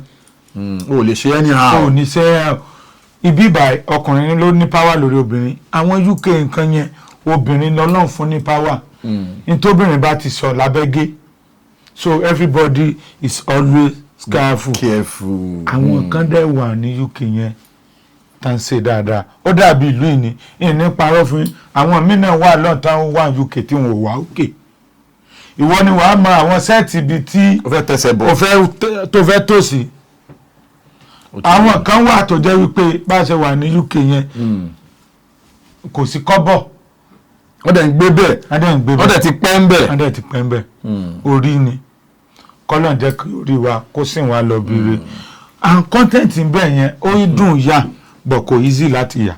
bíi ti báwo. ìdí tí mo fi ní ó dùn yà rè I can shoot anywhere nobody will challenge me. okay. but to see person that will shoot with me ẹ mọ̀ pé sẹ́ẹ̀ wa kò ṣeé dá sí. bẹ́ẹ̀ni. everybody ń lọ bí iṣẹ́ hours náà fi ń ṣiṣẹ́ ń bẹ̀ yẹn so hours tó fẹ́ fi lẹ̀ láti máa lọ bí iṣẹ́ yẹn ó mọ iye tó ń fẹ́ lose. tó máa lose. so kò easy àti rí èèyàn kó tó rí cameraman rí DOP even tó bá jẹ́ fóònù ló fẹ́ lò kó tó rí ẹnìkan tó máa bẹ́ẹ̀ ṣe girlfriend or rí ẹnìkan tó máa bẹ́ẹ̀ ṣàbúrò kó tó ṣẹ̀ṣẹ̀ wá rí ẹni tó fẹ́ bẹ́ẹ̀ mú fóònù dání láti yà. tó fẹ́ bẹ́ẹ̀ yà. so tó fi yàtọ̀ nìyẹn bọ̀ mí ní parọ́ ibi tí security bá tiẹ̀ wà láyé yìí ọkàn balẹ̀ iná omi gbogbo ẹ̀ so ó jẹ́ káwọn ìlú yẹn dáa I know sẹ́rí gbogbo tó ń dowó fún wa ń lu kò sí ń lu yẹn ìlú wa ìlówó jù lu yẹn lọ ìkà náà ń ṣe fún wa ọlọ́run. bẹ́ẹ̀ni. so that UK is okay for anybody bọ́yìn ní parọ́ fún ẹ as a content creator or film actor Nigeria ló pay ẹ Okay, àwọn shows tẹ́ ṣe báwo làwọn fans ṣe receive yín lọ́wọ́? No, to be sincere, níwọ̀nba ibi tí agbára wa dé mọ́, they show me love. Mo ṣe show ní UK, mo tún kàn ní UK, mo lọ Dublin. Yeah, a rí pé lọ sí Dublin. Mo tún lọ Dublin and they welcome me and they do well to me. As I say, shout out to Jumi Entertainment àti UK àti Dublin. Àwọn náà ṣe gbogbo ẹ̀. Àwọn náà ṣe kò kárí gbogbo ẹ̀. Oṣù mẹ́rin like 4 months ni mo lò ní UK. Ilé Jumi Entertainment 2-bedroom flat. Lẹ́ ń fẹ́ láńbẹ̀. Àwọn oúnjẹ ń kọ́ àwọn nǹkan lórí ìmọ̀ rẹ̀ máa ń like oúnjẹ. Mo máa ń jẹun. Mo ń jẹun. Ìgbà míì a máa ní kan dáná fún mi. Ìgbà míì mo dẹ̀ máa ń jẹun náà. Ẹni tó gba ilé ṣe gbogbo ẹ̀ tó fúnyàn gbogbo ẹ̀. Èyí tó wá nílé ìdẹ́nu ara ẹ̀ bọ̀. Bẹ́ẹ̀ni. So mo máa ń ṣe gbogbo yẹn. Wow. So everything go well. Wow, inú mi dùn. Now tẹ́tí wá padà sí Naija nsìn. Yes. Show yín yẹn on the 13th February àbí? Yes, sir. Ní Mowe. Bẹ́ẹ̀ sir. Everybody máa wọlé. Yes, ní Mowe Ọ̀fadà ní Road Hotel and Apartment. Ṣé láwọn tí mo fi sínú pósítà yẹn? Wọ́n ń bọ̀, all of them are coming. But àwọn kan wà tí ó sì nínú pósítà tó jẹ́ pé you go see them. Surprise. Ṣé ẹ wà ń bẹ̀? Ẹ wà nínú pósítà. Ẹ sọ fún mi pẹ́ẹ́nì síbẹ̀. Lágbára Ọlọ́run a máa wọlé kan lé. Ẹ tẹ̀ mọ́ wọlé. A máa wọlé kan lé. Ìsìnlẹ̀ máa mọ̀ wípé ọmọ Musin tẹ́ ẹ sọ pé ẹ jẹ́ yẹn. Ẹ má gbé gẹ̀ẹ́sì o. Ọlọ́fà o. Táwọn tèmi bá jáde. Ẹ tẹ́ ẹ béèrè pé kí ló dé tí mo lẹ̀ gò mọ́jú kankan. Ní few days ago bí àjẹta à ń rí fídíò yẹn kàn go viral mo wá à ń shoot lọ́wọ́ mo ò lè pè yín but tó wá di alẹ́ mo ní Lande kí ló ṣẹlẹ̀ gangan kí nìkan tó ṣẹlẹ̀ pẹ̀lú àwọn ọlọ́pàá. Ọlọ́run bá lọ́jọ́ ni kó ṣàánú kọ́ńtírì yìí. Àmín. Kó sáwọn olórí wa nú. Àmín. Sẹ́rẹ́ ọlọ́pàá Nàìjíríà we have a lot of things to do on them. A lot of things tá a dẹ̀ nídìí láti ṣe.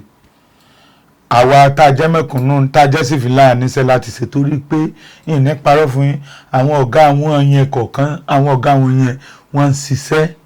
Bọ̀ àwọn wèrè tó wà ń ta yẹn kò jẹ́ kí sí àwọn ọ̀gá àwọn yẹn yọ. Mo sọ fún pé mo láǹfààní láti bọ́ ọlọ́pàá ṣiṣẹ́ dáadáa. Bẹ́ẹ̀ni. So mo láríṣẹ́ dáadáa. Ó láwọn kan tẹ́ máa ń pè ní monitoring unit. Inú ọlọ́pàá ló wà o. Monitoring unit yẹn àwọn ọlọ́pàá náà máa ń mọ́nítọ̀ o. Àwọn ọlọ́pàá mi wà tó jẹ́ pé bẹ́ẹ̀ ṣe ń wọ́n yẹn wọ́n máa ń yan àwọn kan síta àwọn tó máa ń ṣe stop assas yẹn nígbà míì tán bá blọ́ọ̀kù wọn wọ́n máa ṣáàṣì wọn tán bá bówó lára àwọn ọlọ́pàá yẹn àwọn ọlọ́pàá yẹn dẹ̀ máa lọ sẹ́ẹ̀lì wọn. Okay. So kò ń ṣe pé bóyá mò ń pèsè ọlọ́pàá bí nǹkan ìsọ́n téèyàn bá ń ṣe tábàtà ṣe burúkú a máa sọ. Bẹ́ẹ̀ni. So no. we need to talk am àwọn ọ̀gá wọn kọ̀ọ̀kan wà tó jẹ́ pé wọ́n máa ń tí wọ́n ò gbọ́ ìrégbè bọ àwọn ẹ̀rànà tó kọ̀ọ̀kan tó wọ́n ń tà nínú àwọn tó wọ́n ń tà yẹn náà ẹ̀rí táwọn míì bá ń ṣe wèrè náà ẹ máa rí àwọn kọ̀ọ̀kan tó máa sọ pé ní sùúrù náà calm down náà àwọn tó máa ẹ tó ń sọ ọlọ́pàá náà tó jẹ́ ló burúkú èèyàn wà. Bẹ́ẹ̀ni. ẹ mẹ́ta tẹ́ra wa tó ń sọ ọlọ́pàá tó jẹ́ ẹ̀rànà mi so èèyàn náà bó ṣe rí náà ní inú wọn nìyẹn bọ̀ ẹ wọ́rọ̀ àwọn tó ṣe mí báyìí. Kí ló ṣẹlẹ̀ gangan?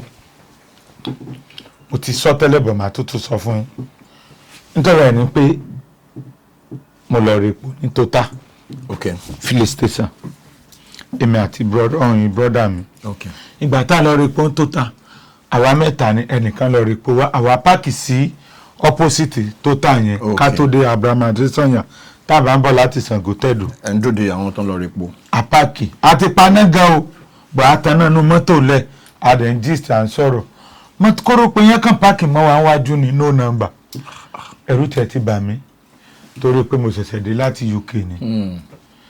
Ẹ̀gbọ́n tí ó dráìfù tán wa Range Rover bàrẹ̀ Range Rover ṣá. Range Rover Bentley Range Rover àwọn làgbéra ni so ẹ̀gbọ́n tó dráìfù ẹ̀ àjọ ń jí ìyẹn US base ni ó fẹ́ máa ta mọ́tò náà dà so wọ́n wá ń ṣe ibi tán ti fẹ́ máa ta mọ́tò yẹn so epo wá fẹ́ tán ní epo pọ̀ nínú jẹ́ ìlànà ká lọ rí lè repo sí òkè. so bí mo ṣe ráwọn yẹn mọ́tò yẹn ò ní nọ́mbà àwọn kidnapper mo pè pé àbí wọ́n rò pé ilé ti rówó mú bọ́ páàsì bọ́ ní UK. I just got back from the UK. ẹ̀mí mi ti lọ ìgbà tán wá ìbọn àwọn 6 ìgbà tán wá súnmọ́ àwọn ìpọ̀ ọlọ́pàá ni wọ́n ara mi wá balẹ̀ díẹ̀ wọ́n ní ká wind down wọ́n ní ká calm down calm down mo wò wípé iṣẹ́ wọn náà sì ń ṣe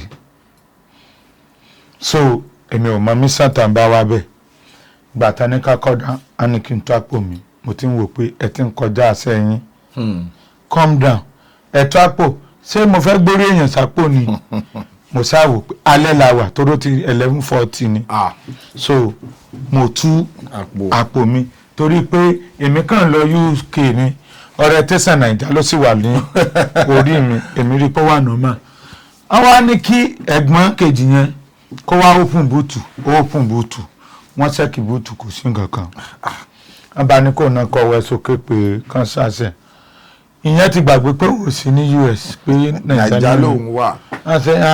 What audacity do you have to charge me? Ilé ọ̀gá wọn ká ọ̀dà ni I say you should charge me who are you to be querying me?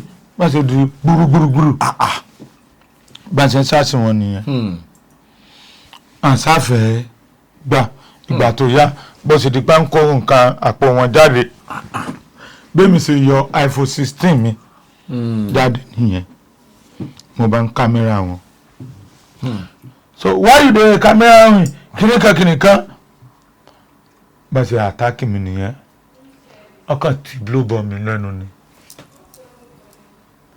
gbogbo ẹ̀jẹ̀ kan fan ní gbogbo ẹnu mi ni gbogbo mo sáà ní mi ní fi fóònù yìí lẹ̀ o bá ṣe àṣẹ bò mí nìyẹn ṣáà mi sọ pé wọ́n gba fóònù mi gbogbo ntákólápò ẹ̀gbọ́n yẹn 500 naira wọ́n fi ilẹ̀ kíní láàbẹ̀ àwọn kankan tán kábí mẹ́ta náírà gbáyìn wọ́n fi ilẹ̀ $1,002 àkó yẹn lẹ̀ $1,200 sí wà lára nìyẹn àkó yẹn lẹ̀ mo ṣe bá ṣe wọnú mọ́tò nìyẹn kóró pété lọ báwa náà ṣe wọnú mọ́tò wá bá ṣe ń lé wọn lọ nìyẹn. fóònù yín sì wà lọ́wọ́ wọn. ó wà lọ́wọ́ wọn. àti $1,200 yẹn. bá a ṣe dé Johnson Abrahamade Sanya bá a ṣe rí wọn àbára àwọn ọlọ́pàá kan àwọn ń ṣe stop assas àwọn bíi 6 wọ́n rò pé àwọn ọlọ́pàá tán ṣe bí mo ṣe sáré lọ bá àwọn wá páàkì sẹ́gbẹ̀ẹ́ mọ́tò àwọn yẹn wọn ò sọ̀kalẹ̀ nínú mọ́tò mo kàn sáré lọ bá àwọn yẹn ni pé ọ̀gá those police just harass us for that place and they don collect our phone our money bí kanu wọn ṣe súnmọ́ wọn nìyẹn ó kẹ́ padà ní sẹ́ ọ̀nà no go essence make I go arrest my ọ̀gá na ọ̀nà no wetin ọ̀nà do to them gbogbo ìgbà yẹn ẹ̀jẹ̀ ń dá ẹ̀rẹ́jẹ̀ tó ń dá gbogbo ẹnu mi o ẹ̀yìn ìgbà yẹn làwọn yẹn wá ṣẹ̀ṣẹ̀ sọnù mọ́tò àti ìdí ìbọn náà fi fọ́ mi lójú ìnà mo rò bójú ìtì fọ́ ni orí ìnà mo rí mo rò bó ti fọ́ ni ìdí ìbọn ni gbà kóńdó gbogbo ara mi èmi gan ẹ mọ̀ pé ọmọ yẹn jẹ pákí ni mí ẹran ìyá ni mí ká mọ̀ parọ́ if not ó yẹ kí gbogbo ara rún mi gan o mo ṣáàbù ọ̀gá wọn tí fóònù mi yẹn wá lọ́wọ́ ẹ̀ fóònù mi sẹ́ẹ̀ o lè mú fóònù mi lọ bọ̀ ọwọ́ mi ò ká wọn mọ́ so táìmù yẹn ẹ̀gbọ́n yẹn ti lọ ń bá wọn ọlọ́pàá yẹn fà pé pẹ́sàn kan rí sọ́pọ́ọ̀tì wọn kankan báyẹn àwọn mẹ́fẹ̀ẹ̀fà yẹn ibi tán ti rọ́ọ̀sì mi nìyẹn wọ́n nà mí pamọ́lẹ̀ àwọn àwọ̀nù kúrò pé wọ́n fi nílẹ̀ lẹ́gbẹ̀ẹ́ àwọn àlọ́ ìgbà tán wá lọ mo wá lọ sí Àjà police station Àjà police station tí mo lọ yẹn mo wá lọ report àwọn ará ọlọ́pàá tẹ̀lé wa ní Àjà police station lọ sí ibi tí sin yẹn ti ṣẹlẹ̀ ìgbà tá a dé ibi tí sin yẹn ti ṣẹlẹ̀ àbáwọn ọlọ́pàá tí wọ́n náà mi bẹ́ẹ̀ wọ́n ti lọ gba àwọn tó ń ṣe stop assas yẹn wọ́n sì wà ń bẹ̀ àbá wọn bẹ́ẹ̀ wọ́n wá invite àwọn yẹn sí police pé at least ṣẹ̀bẹ́ sọ pé ìnàyọ̀ ọ̀gá ó ẹ máa mọ̀ wọn aṣọ ọlọ́pàá àwọn yẹn náà rí fèsì mo tẹ̀lé wa lọ a padà sí Ajah police station ìgbà tá a débẹ̀ a ní òsì táwọn fẹ́ ṣe mo lọ sí mo ní mi lè lọ lé lálẹ́ sẹ́ fóònù mi. I need to see how they go bí a ṣe lọ sí èrè ajé nìyẹn adébẹ̀ àwọn èèyàn náà náà wọ́n lè attend sí wa mo ní kàtẹ́ jẹ́ rìpọ́ọ̀tù wọn ní pé kí n lọ sí ẹlẹ́mọ̀rọ̀ mo wá lọ sí ẹlẹ́mọ̀rọ̀ ìgbà tí mo dé ẹlẹ́mọ̀rọ̀ police station yẹn ibẹ̀ gangan ni ASP Gbọ́láhàn ibẹ̀ náà ti wá tẹ̀sẹ̀ máa yẹn ASP á jẹ́ kí n mọ̀ pé ọlọ́pàá tó dá wà mo sọ pé àwọn ọ̀gá kọ̀ọ̀kan nú àwọn ọlọ́pàá yẹn àwọn ọ̀gá yẹn wọ́n máa ń wọ̀nà àwọn ọmọ yẹn bọ̀ wọn ò ń gbọ́ ní ìsáàdì wọn o. ASP Gbọ́láhàn ló wá attend sí yín. náà wọ́n á attend sí mi àwọn amú mi wọnú ọ́fíìsì wọn àwọn ni àwọn mo á ṣẹ̀ṣẹ̀ ṣàlàyé everything àwọn kan tẹ̀ kọ́kọ́ dé tí mo sọ pé àwọn ni kò dé sí àwọn torí wípé bí mo ṣe dé kọ́máǹdì yẹn n tó wà lára sọ àwọn tí ó wá yẹn ló wà kọ́máǹdì yẹn mo ti mọ̀ pé bí iná yẹn wá bí mo ṣe sọ pé àwọn yẹn ni àwọn yẹn ní òsè àwọn mo láwọn níṣẹ́ kínní yẹn ló jíjà tán fi fígọ̀ àwọn tó ṣiṣẹ́ yẹn àwọn tí mo dẹ̀ láwọn nìyẹn wọ́n fẹ́ ẹnìkan fẹ́ ṣe retirement ní next month. kí ni ẹ lè lọ affect wọn. máa ṣe fígọ́ àwọn tí wọ́n ṣiṣẹ́ yẹn wọ́n ti wà nù mọ́fítì wọ́n ti lọ change bọ́ọ̀ pé wọ́n lọ patrol wọ́n ti wà nù station yẹn wọ́n wá ṣẹ̀ṣẹ̀ jáde sí wa náà ṣẹ̀ṣẹ̀ wá bá ọ̀gá yẹn wá ní ká máa bọ̀ ní ọ́fíìsì wọ́n ṣẹ̀ṣẹ̀ wá yọjú pé sọ́wọ́n rẹ̀ mo ní bàbá wèrè tó gba fóònù mi tó gbá mi bló tó lẹ́ẹ̀dì ìbọn mi lójú rẹ̀ àti tán bá ti ṣe tí ò dáa wọ́n wá gentle wọ́n wá dàbí èèyàn gidi so Mr. Gbọ́láhàn yẹn wọ́n wá gbé mi lọ sí hospital wọ́n wá tọ́jú mi bọ́ oyin lè gbójú mi kéyìn lè mo èmi náà léèyàn náà wọ́n á ṣe gbogbo táìmù yẹn kò sí fóònù lọ́wọ́ mi wọ́n ti gba fóònù. kò sí bẹ́ẹ̀ fẹ́ pe anybody. ọyọ ìgbà tí wọ́n á mú fóònù mi kejì dé wọ́n á sẹ́ndì fídíò yẹn sí godfather mi HMD. okay. so HMD yẹn ìyẹn mọ ọ̀gá tó jẹ́ tó lídìí kátíká yẹn ní gbogbo Lagos wọ́n ṣe pè wọ́n nìyẹn lóru yẹn o. lóru yẹn ni. yes ACP ṣe adé Abiodun ẹjọ ẹ má bínú mo fẹ́ mọ orúkọ wọn ìfẹ́ sí mistake ẹ má bínú mo dẹ̀ ti dárúkọ wọn lẹ́ni dáadáa o mo sá mọ̀ pé mo mọ orúkọ PRO yẹn o PRO Lagos State ṣe mọ̀ pé obìnrin ni báyìí. bẹ́ẹ̀ni. CSP Onígbọ́lá ACP Katika Ọládàpọ̀. Níkẹjà. ACP Tactical Ọládàpọ̀. Shout out to you sir, God bless you. Ní Ìkẹjà yẹn lóru yẹn gọ́fàdà mi ní kí n dúró sórí fóònù wọn dẹ́ pè wọ́n lóru yẹn ó jẹ́ kí n mọ̀ pé àwọn ọlọ́pàá yẹn ò sùn àwọn ọ̀gá yẹn wọ́n dẹ́ pè wọ́n ní kí wọ́n dúró lórí kọ́ọ̀yìn báyẹn o wọ́n dẹ́ pè èmi ASP Gbọ́láhàn yẹn wọ́n dẹ́ pè wọ́n pé nǹkan bá ṣẹlẹ̀ láìwọ̀n àwọn yẹn rẹ̀ ní yes pé àwọn ti attend sí mi wọ́n dẹ́ attend sí mi mo bá sọ pé àwọn náà gbé mi lọ hospital tó treat yín tàdé sanwó hospital wọ́n náà ń fẹ́ rí kéèsì yẹn lórí tébùrù àwọn lọ́jọ́ kejì bádẹ́ ti sọ wọ́n dẹ̀ gbé wọn wá mo dẹ̀ lọ pàdé wọn Kẹjà wọ́n dẹ̀ gbé wọn wá so àwọn tán ṣẹ̀ṣẹ̀ yẹn wọ́n dẹ̀ wà ní Kẹjà ibẹ̀ gbogbo nǹkan tán ṣe àti shoot out to PPRO Police of Lagos State. Shout out to PPRO. SP Abimbola ni orúkọ wọn. Shout out to SP Abimbola. àwọn náà wọ́n ní kí bókílà ń fẹ́ bẹ́ẹ̀ mọ ẹ mọ̀ àwọn ọ̀gá àwọn bá ṣe ń sọ̀rọ̀ pé can you see now sí ok sáwọn fẹ́ tẹ̀lé wọn tán bá ń jáde pẹ̀lú báwọn ṣe máa ń fún wọn wọ́n nítò sáwọn tó fẹ́ máa tẹ̀lé wọn jáde ni àbí kí ni gbogbo ilé náà ń sọ fún wọn bẹ́ẹ̀ báyẹn. fóònù yín sì wà ń bẹ̀. ó sì wà ń bẹ̀. iPhone 16 Pro Max. so wọ́n láwọn ò gba fóònù lọ́wọ́ mi wọ́n láwọn ò gbowó lọ́wọ́ brọ́dà mi ọ̀gá yẹn wá ń bi wọ́n fúnra wọn pé ẹ gba fóònù ẹ gbowó kí lẹ̀ ń sá lọ fún. kí lẹ̀ ń ná wọn fún. kí lẹ̀ ń ná wọn fún.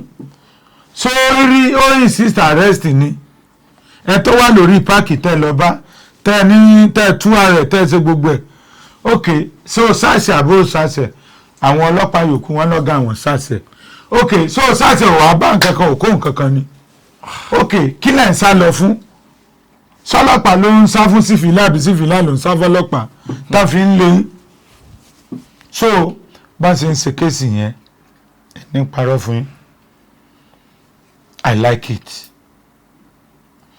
ọ̀rọ̀ tí mò ń sọ ó ti dàbújá á ti pè mí látàbújá á ní kí ni mo fẹ́ pé ṣé kan transfer kan gbé kéèsì yẹn àwọn ọlọ́pàá tọ́lọ́pàá rẹ̀ rẹ̀ ṣiṣẹ́ o bẹ́ẹ̀ ni tá àpọ̀rọ̀ kìíní yẹn ti dé social media náà ó ti di wọ́n láwọn rí social media that God bless you rugged man rugged baba rọgẹdí bàbá wọ́n pè mí láàrẹ̀ tì ní pé alpha ẹ tó wà pẹ̀lú IGP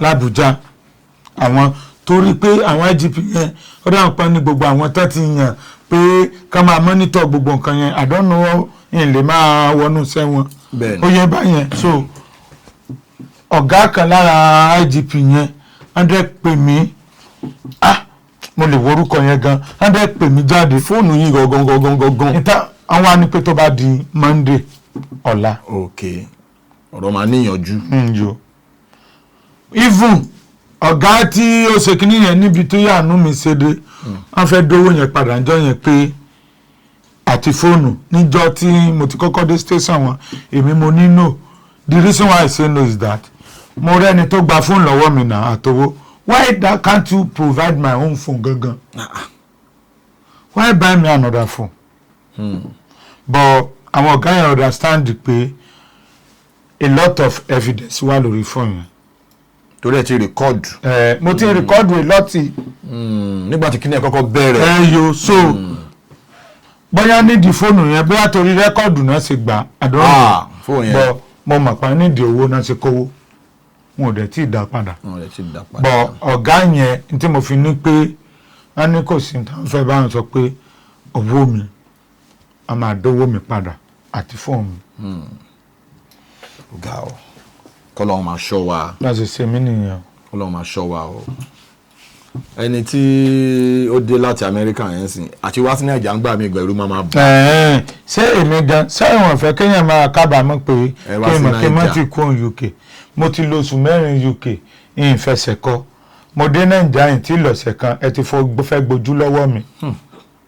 sára ń sí mi ni ayé ń ṣe yín ni tábàtì ẹ̀ ti ṣépè fún yín sọ́dọ̀ mi ló yẹ kó wá jẹun sí mo dẹ̀ fẹ́ ṣe sóòní on the 13 sójú kààbọ̀ ni màá gbé lọ now iṣẹ́ tí mo gbà ìtọ́ ń dùn mí lélẹ̀ mo fẹ́ kọ́kọ́ di because iṣẹ́ tí mo gbà tó yẹ kí n ṣe tí mo fẹ́ ṣe níjọ́ Friday Thursday ló ṣẹlẹ̀ Friday mo fẹ́ bá babaládìyẹ sùtì àkànṣu ẹ̀ ó ti sanwó mo ní location tí mo fẹ́ lọ níjọ́ Friday ní Saturday mo cancel ẹ̀ mo ní show tí mo gbà ní Ṣàngó mi lè lọ lọ́jọ́ Saturday mọ́jú Sunday mi lè lọ mo ti dánwó yẹn padà mo ti ná lára owó yẹn o.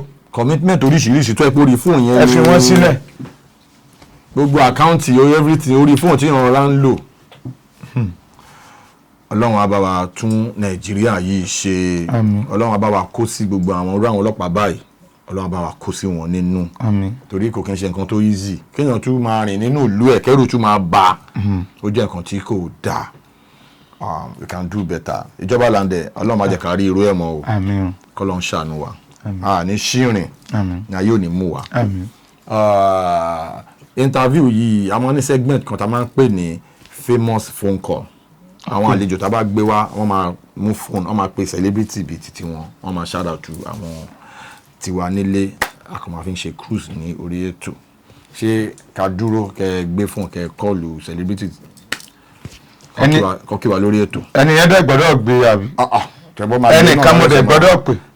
tẹ́ bá pẹ́ nìkan tó bá gbé kọ ẹ free láti pè é. mo tún lè pẹ́ lómi òkè n tó ṣẹlẹ̀ ni pé kò sẹ́ni tí mo lè pè tí ò ní dáhùn.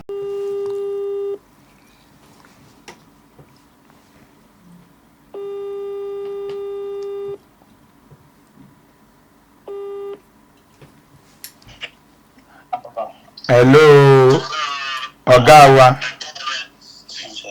ẹ káàsán o sẹ́mi sọ fún pé tí n bá pè lọ́wọ́ kan máa dá ọmọ mi níṣẹ́. nísùúrù orí ètò làwọn àti mo ti ń pè.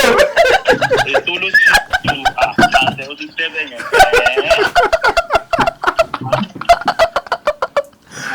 mo lẹ́kì ẹ̀kú ajé ẹ̀gbọ́n yẹn tíwálé ẹ̀wò mo wà ògbólúkẹ́ ló ń gbé padà yìí nà. mo wà lórí kíní ètò kan ní náà wá ní pé kí n pe celebrity tí mo mọ̀ pé tí n bá pè ó máa gbé lọ́wọ́ kan mo ní dáadáa mo ní bẹ́ẹ̀. àwọn èfèkì Yẹmí Jeff ló ń sọ̀rọ̀ alpha. bàbá Jeff ṣe wà pa. ẹ kí àwọn aráalé wọn gbóhùn ẹ o. ẹ̀yin aráalé akínyìn o ẹ ṣe ẹ kú fẹ́ o adúpẹ́ lọ́wọ́ yín tẹ̀ nífẹ̀ẹ́ wa o Ọlọ́run máa nífẹ̀ẹ́ yín náà. àmín àmín. ẹ ṣeun. yeah, God bless you. wàá ṣeré. ọ̀yà ẹ ṣe mo ti fẹ́ pè gàtẹ́lẹ̀ máa pè padà lẹ́yìn ètò I swear to God, it's a good person to me. A máa ń sọ̀rọ̀ fún 2 hours. Yẹmí Ẹlẹ́ṣọ̀, God bless you for your support. Àwọn kan a máa ń wò mí bí ẹni tí ò ń support àwọn yòókù. I dey always support, but ibi tí wọn ò bá pè ẹ́ sí, you don't need to go there. Ó dà mí pọ́n wá lórí set. Ó ti yẹ yín báyìí. Ibi tí wọn ò bá pè ẹ́ sí, má lọ bẹ̀. There's no point. Kò sí ẹnìkan ṣoṣo tó lè ní pé òun ti pè mí pé Lande bá mi ṣe nǹkan báyìí tí mi bá ṣe. ẹ máa ń support. Bọ́ ibi tí wọn ò bá ti pè mí sí, bá máa ṣe pàtí tí wọn bá ti fi lọ̀ mí, mi ní lọ. A jẹ́ pé mi ti dé mo ń try láti level up débi pé a máa pè mí náà. Òun ló ṣe dàbọ̀ pé màá wà bí àwọn kan máa wà ní pàtí báyìí ní síbẹ̀. Pè mí ni ibi tí wọ́n bá dẹ̀ ti pè mí I will not disgrace myself there. I will not go there. Ìgbà tí kí lórúkọ àǹtí ìbọ̀dọ̀dún yìí kí lórúkọ wọn tán ṣe fíìmù kan báyìí tán ṣe lọ́sìn Ẹni Ọlájà o ó ti yẹn báyẹn àti Ẹni Ọlájà ìgbà tán fẹ́ ṣe premiere fíìmù wọn tó ti di dára wọ́n invite mi wọ́n pè mí I get there I go there. Wọ́n lọ bá ń ṣe meet and greet fún sinimá wọn ní Ìkòròdú. Ìgbà tí kí lórúkọ ọ̀gá mi wá bọ̀dá mi wá authentic ìgbà tá ń ṣe bọ̀dá mi wà rí mọ́ra ìgbà tá ń ṣe orí rí bẹ́ẹ̀ tì kiri kan ara mi lọ ṣe ìkọ̀ tó kiri mo bá wọn lọ. So ìgbà àrùn kí lórúkọ ẹ̀ àti Fúnkẹ́ Akíndélé láti pè mí sí sẹ́rí mo lọ àti Tóyìn mọ́mì rẹ̀ ìgbà tí wọ́n pè mí mo lọ bá pè mí lọ́wọ́ kan báyìí máa dá wọn lọ. It's good to be good. I believe if you don't call me you don't need me in that moment. When you need me you call me. So àwọn èèyàn kọ̀ọ̀kan ti máa intelligent sọ̀rọ̀ yẹn ti máa bí mi báyẹn. So it's not that pé bóyá mi ń báyàn ṣe but if they don't call me I don't go there.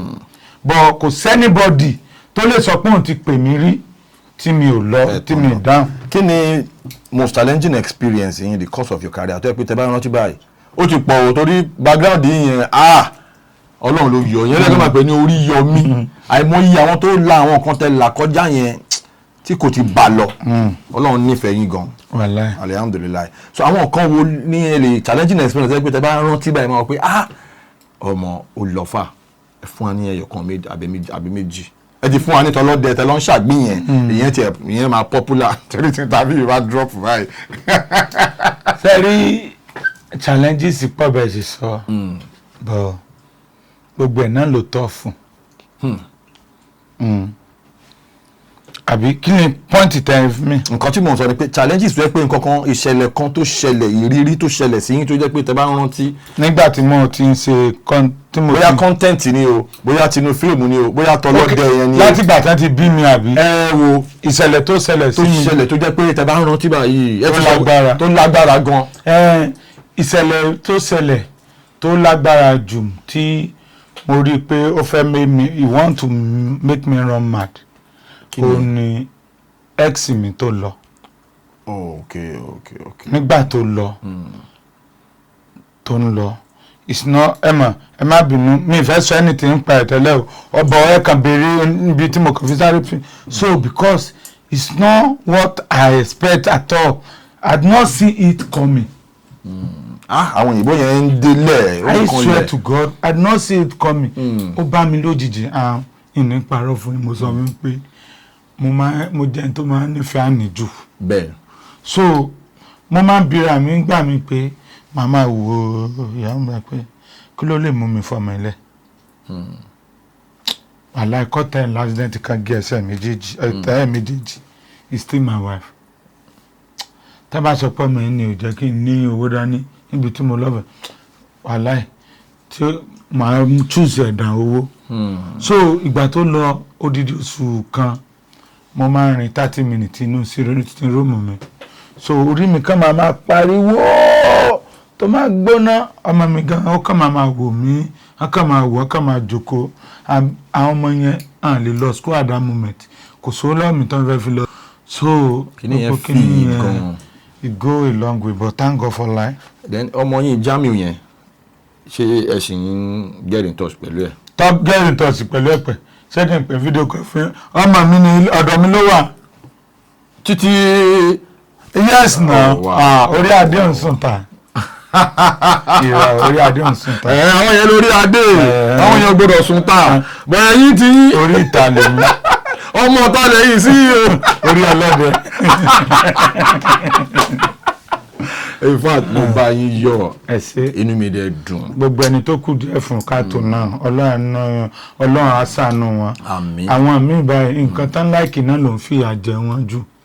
Agbára Ọlọ́run tẹ́ ń láìkì tó ń fìyà jẹ yín Ọlọ́run á gbà lọ́wọ́ yín. Ẹ máa lè rọ́nà lọ.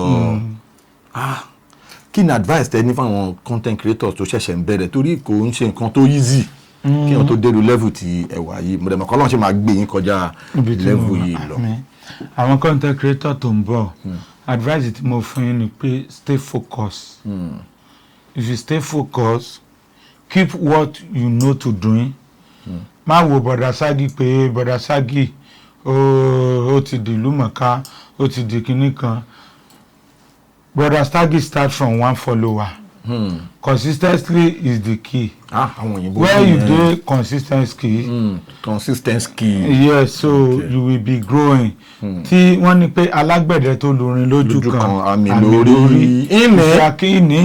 If you are keep doing what you are known to doing from one followers, ìgbà tí ó bá ní àwọn èèyàn lára no be by message it's by content. Oh boy, they will be following you. There. What I will tell you, o lè lọ sábẹ́ ẹni tó má rò pé ó dìgbà tó bá dọ́dọ̀ lágbájá kó tó dìde irọ́. Big platform náà máa support ó máa help. Bẹ́ẹ̀ni. But tó bá ní tá bá fẹ́ big platform if you don't have your own originality there's nothing. You understand? And try to be yourself. Try to be yourself. When you be yourself, you understand? Wọ́n lè máa pè pé lágbájá èmi báyìí abilande. You understand? Original Lande ni mí. So that is it. Please keep doing what you know to do and be yourself. Bàtà ti dé láti UK ń sìn mo rí pé òyìnbó yín ẹ̀yin àti lẹ́gẹ́ ọ̀nà lọ́mọ tó òyìnbó ẹ̀ máa làmì gan-an méjèèjì tó máa ń ṣe I don't know what worry you people. Will be always comparing me with lẹ́gẹ́. Torí pé òyìnbó yín máa ń kilẹ̀. Ẹ̀gbọ́n lẹ́gẹ́ we are not the same. Bí ti báwo. Ẹ̀gbọ́n me I'm the educational person and ẹ̀gbọ́n lẹ́gẹ́ is illiterate. Ẹ̀yin educational person literate ni. Well, the meaning is not that taboo so I'm not abusing. Oye lẹ́gẹ́ náà lẹ́gẹ́ is a what I mean by illiterate is not have opportunity to go school like me. Like you. Ìjọba school àwọn 13 gbé first year lẹ́yìn try láti something. Wọ́n ti dá ìpadà sí primary 5. I still meet up now. Lẹ́fi wà ní JSS2 lẹ́fi. Yes, I turn up. Now I have international experience. Wow. Like UK British experience. Do you get it in it? In it? Yeah. I got it. Do you know travel experience is part of educational experience. Yes. Yeah. Sorry. Àwọn ìbò yẹn ń bá mi bó ṣe ń gbá mi bí mo ti wá mú mọ́ra títí kò wá yé mi. Nǹkan ṣe yín. Nǹkan ṣe àwọn ará ilé yín. If you don't go to school, if you travel a lot, you will meet a lot of people. Educational people. Let me tell you. Okay. Before, I don't use pef. Mi kì í lo pef. Bẹ́ẹ̀ni. Mi bẹ̀rẹ̀ kásìn tí ò dáa. Bẹ́ẹ̀ni. Kò ń ṣe pé even 3 years ago, I don't use pef. Okay. It's the way I brought up. It's the way you brought up. But now, òyìnbó brought up yẹn ó ti rógo lọ́wọ́ yín. Ẹ̀nà bí mo ṣe race yín nìyẹn. So èmi abúlé kí ló ń jẹ́ ààyìn rírí. Bí perfume. So mo rẹ̀ ṣe ń lo pef báyìí bí 2.5 years. Oh wow. Now ìgbà tí mo tún wá travel lọ sí UK báyìí mo tún wá rí i pé pef tí mo ń lò gan kò tún tí tó now. I dey use pef for 500k now. 500,000 naira pef ẹyọ kan. Yes. Ẹ máa ń tẹ sára. Yes. Dior. Oh wow. Bàbá I ti dey use upgrade. 300k. Ìgbà tí mo travel. Ọ̀rẹ́ tó sẹ́yìn wá yí mi tán bá fẹ́ jáde tán bá tẹ pẹ́ẹ̀fù sí mi náà mákìá ìrínisí oníṣẹ́ni lọ́jọ́. The smell that we first smell is you give them the attraction how you are. Àwọn òyìnbó yìí ni mo sọ ká tó dórí ètò mo ní honey, you look house and to know who you are. Ilé là ń wò ká tó sọmọ lórúkọ. Òyìnbó tẹ̀ ń tọ́ láti sọ nìyẹn. Yes now. You look house before you know how to sọmọ lórúkọ. Lande mo gbé Ọlọ́run. Mo rò pé mo lọ school ni àgbà tí mo dé orí ètò yìí tí Lande ń kí àwọn òyìnbó yẹn fún mi ní mo ṣe mọ̀ pé àṣà àwọn ojú kàwé ju àwa lọ. Nice one. Ẹ̀yin pẹ̀ lórí ọ̀fẹ́ lẹ́yìn rí gbà. Orí ọ̀fẹ́ àwa délé bẹ́bà ni. Àjẹsẹ̀ orí ló mọ̀. Ẹ jọ àwọn ọmọ yín ẹ jẹ́ kán lọ school gidi. Torí school tẹ̀yìn lọ ńgbà yẹn tẹ̀yìn gbé first. Tí n bá pe àwọn ọmọ mi fún yín sìn, that's why I need to spend everything on them. They are going to good school. They go school in Hollyland. They stay in good estate, good environment. They don't mingle with ẹ ṣáà máa jẹ́ kí ẹ má bá ọmọ yín ṣe homework wọn o. No, I get them home teacher homework, home teacher lesson work. Omi tẹ̀ láìkì kí yàn take education ní priority. Ẹ̀nà ìwé tí mi kà ọmọ mi náà ní kà. Ẹ tẹ́lẹ̀ jẹ́ best student. Àwọn ọmọ mi kà èmi kàwé mi kà tán ni. Ju lẹ́gẹ́ lọ. Èmi tó fẹ́ tẹ̀ láti lọ sí Uniflag ní Uniflag kọ́. Mọ Uniflag for Lagos. Ẹ fẹ́ lọ sí Uniflag. Ẹ ṣe lọ sí Uniflow. Àbí Unilag lẹ́ ń ṣe dẹ́. Ẹ jẹ́ bọ̀ kọ́tẹ́ ṣe. Unilag, sorry. Ẹ má bínú, Unilag. Ètò yìí ó ní agbára kan. Ẹ̀yin tí wà nílé as we come to the end of the show Ijoba Lande. Àwọn fans yín ẹ kí àwọn fans yín torí mo mọ̀ pé wọ́n support yín gan gidi. Ẹ̀yin fans mi. Sẹ́rí àwọn fans mi mọ̀ tó ṣẹlẹ̀ pẹ̀lú bí mo ṣe dọ̀ra kí wọ́n love mi gan o. Bẹ́ẹ̀ni. Kí n kà má ṣe ẹlẹ̀ ni wọ́n ti jáde sí mi ẹ̀dá mọ̀ pé mo lógun gan. Ọmọ tó bá dẹ̀ mo mọ̀ pé mi náà mọ̀ pé mo lógun. Ọmọ tó bá dẹ̀ máa ga àwọn fans mi understand mi. Nítorí àwọn fans mi fi like mi wọ́n mọ̀ pé mo wà genuinely mo rí. Yeah. I'm real. Ẹ̀rí gbogbo nǹkan tí mò ń sọ bó ṣe ṣẹlẹ̀ mo ṣe ń sọ ẹni tó bá máa like mi máa like mi ẹni tó bá máa mingle pẹ̀lú mi máa mingle pẹ̀lú mi ẹni tó mo ní mo ṣẹ̀ṣẹ̀ ń lo pẹ́fù ní 2 years ago ní ìparọ́ ṣèbí ìyẹn ti di past mo ti ń lo ń sìn náà so that's reality mi àwọn fans mi wọ́n máa sọ pé Lande I like you you are real and that's why I keep real God bless you ẹ̀yin fans mi I love you too God bless you keep supporting me keep support our Jeff Owolewa TV kini platform wọn Unscripted with Jeff voilà Unscripted with Jeff please help us was in it okay in it help us was in it it's a group platform. That's why when they say they want to come and interview me, I say yes, I'm interested because I love the platform. It's a very good platform. You can't see I'm flowing now. Wow. When you travel, You understand? You You come have back. a lot of Educational experience in it. So I don't fight trouble. Ah, wow. I don't looking for my trouble too. Ìgò yìí Mo lè yọ. as in ṣe Ó wọ́n o. ṣé kò ń ṣe jọlẹ́gba lẹ́tì. Ẹ jẹ́ gbọ́gbẹ́ ẹ̀ fún yín. Páǹsì ni. Ní tẹ́wọ̀ yìí. Irọ́ páǹsì gan tún kọ́ $1 ni. Lẹ́fẹ̀ẹ́ ra ìgò tẹ́wọ̀ yìí. Aláyé mi ló rà bọ́ fún mi. Tí máa mú dání ni máa mọ̀. Ẹ wo kò ń ṣe ìgò $50. Ó ṣe wá jọ ìtò máa ń. Ẹ wo orúkọ ẹ. Àwọn tèmi náà dá mọ́. Okay, Ralph P. Ralph P. Ó jọ òun. Ọjọ́ kọ́ òun gangan ni òun lélẹ̀. Ìjọba Tó Lande bá ẹni gba ìgò ní lọ́wọ́ mi tó lọ fọ́ gbà wípé owó oṣù kan ló fọ́ lójú mi ó ń rè. Oh my Bó God. tẹ̀ jẹ́ pé wọ́n rà fún mi náà ni but original ni.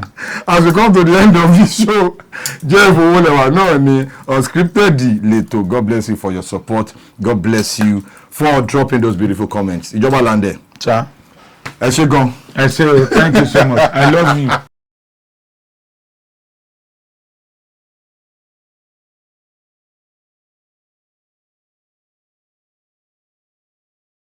Please subscribe to my YouTube channel and press the notification button.